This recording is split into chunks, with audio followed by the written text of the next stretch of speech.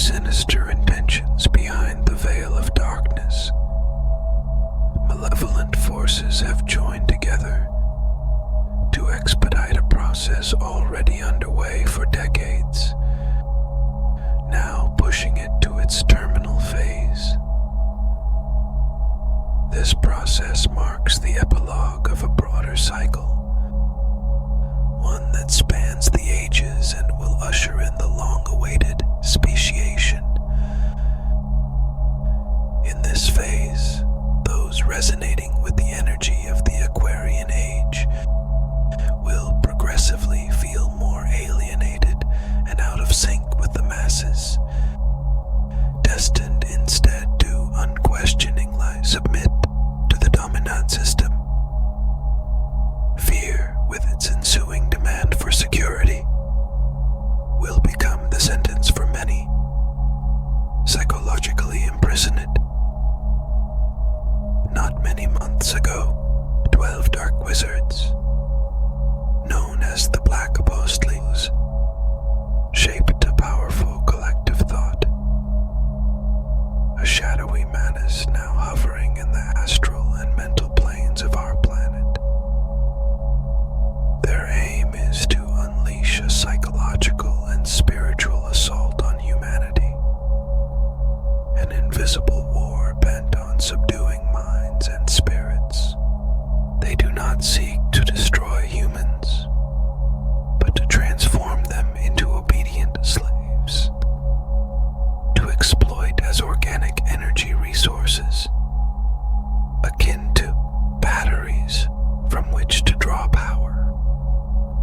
Undoubtedly, one of their main objectives is the reduction of the population deemed unproductive, an economic burden to be eliminated, a sentence that falls particularly on the elderly. In this dark plot, the struggle between light and darkness intensifies. While dark forces weave their invisible web, humanity is called to awaken and resist, not succumb to fear, and seek the truth beyond the veil of lies. Awareness, unity, and the quest for authenticity become weapons against this dark threat, paving the way for a future where freedom and light prevail over darkness. In a dark recess of existence, these black wizards stand as devoted initiates to the dark side, submitting themselves to entities from planes beyond our comprehension. Their skill lies in channeling the dark wills of such entities, giving life to thought forms that act mechanically, inexorably pouring into every aspect of human life. The consequences of these creations are like gears that activate automatically, without conscious intent. A tangible example of this is reflected in the homogeneity of public personalities, where figures in sports and entertainment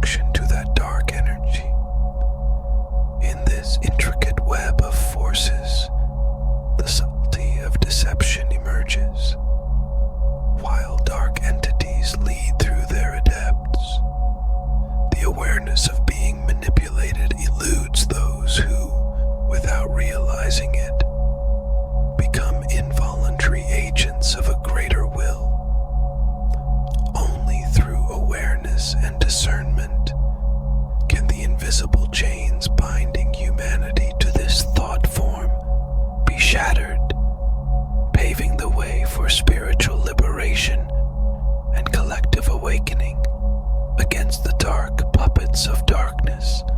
The purpose of the dark side constantly translates into establishing a state of numbness and submission.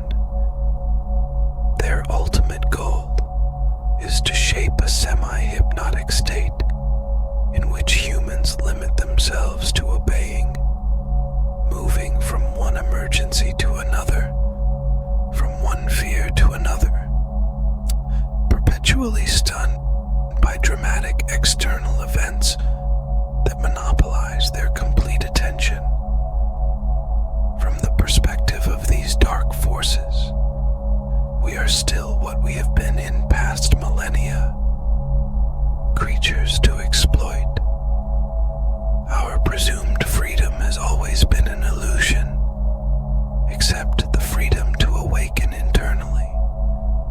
However, in these phases of awakening, the dark side promptly intervenes, seeking to distort and corrupt teachings that can lead to awareness and individual liberation. Their presence is like a threatening shadow, ready to obscure the light that guides the path to truth and authentic freedom. In this context, inner awakening becomes an act of rebellion against the imprisonment of darkness and an incessant search for truth that can unveil the invisible chains of deception. The human being, immersed in this progressive state of mental fog, reaches a point where they even cease to desire freedom because they have forgotten its true meaning. Today's average citizen, in a state of apparent well-being, might even assert under torture that they are free and living in a democracy. Oh, the naive, childlike conception of dictatorship instilled in minds at school leads to considering anything not resembling the dictatorships of the last century as an expression of democracy. Simply elevating one's mental plan just above the ordinary level is enough to understand that we already live in a kind of dictatorship. The masses are not only told what to do, but more importantly, what to think, shaping behavior as a direct consequence of thought. This subtle control state is so pervasive that many people don't even realize they are prisoners of a system manipulating their ideas and perceptions.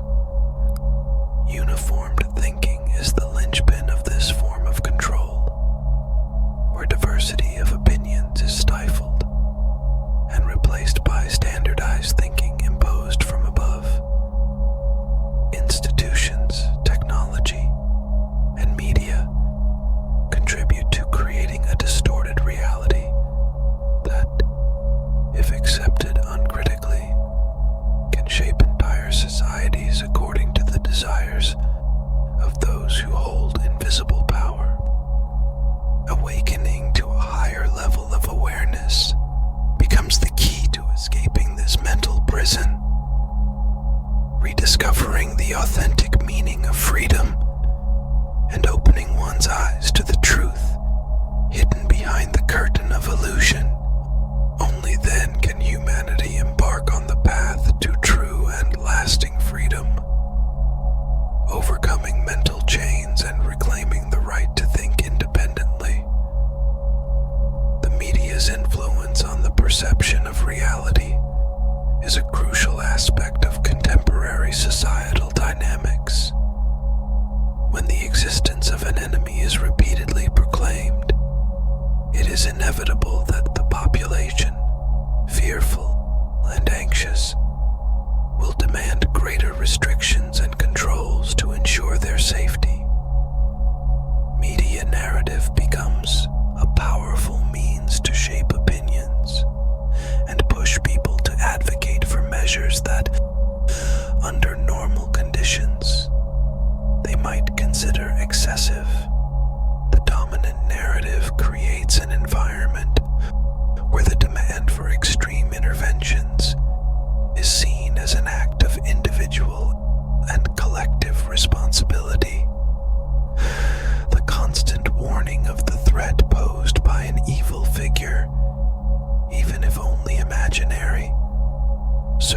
as an effective deterrent.